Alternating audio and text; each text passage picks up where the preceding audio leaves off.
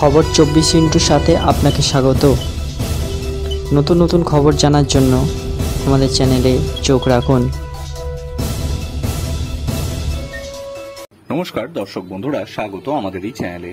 Bike থেকে পড়ে গিয়ে পা ভেঙেছে, ছুটেছিলেন হাসপাতালে। চিকিৎসক প্লাস্টার করার বদলে কার্ডবোর্ডের সঙ্গে কাপড় বেঁধে ফেলে রাখলেন।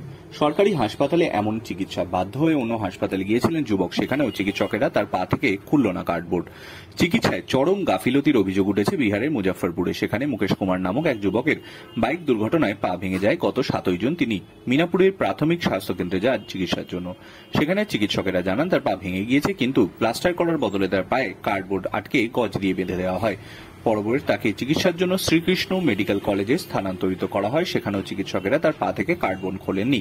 এইভাবেই 7 জুন থেকে 11 জুন চিকিৎসা চলে। যুবকের পরিবারের সদস্যরা এরপর চিকিৎসায় গাফিলতির অভিযোগ জানান। এরপর জেলা স্বাস্থ্য আধিকারিককে সঠিক চিকিৎসার নির্দেশ দেন। হাসপাতালের সুপারিনটেন্ডেন্ট ডক্টর বিভা এ প্রসঙ্গে বলেন, শনিবার মিনাপুর থেকে এসেছিলেন। তার ভাঙা পায়ে প্লাস্টারের বদলে কার্ডবোর্ড নিয়ে কাস্ট লাগানো ছিল। অর্থোপেডিক বিভাগের চিকিৎসকেরা জানিয়েছেন, সমস্ত পরীক্ষার পর ভাঙা পায়ে স্ল্যাব লাগানো হবে। কিভাবে স্বাস্থ্যকেন্দ্রে প্লাস্টারের বদলে কার্ডবোর্ড ব্যবহার করা হলো তার তদন্তের নির্দেশ দিয়েছি আমি। Bureau report.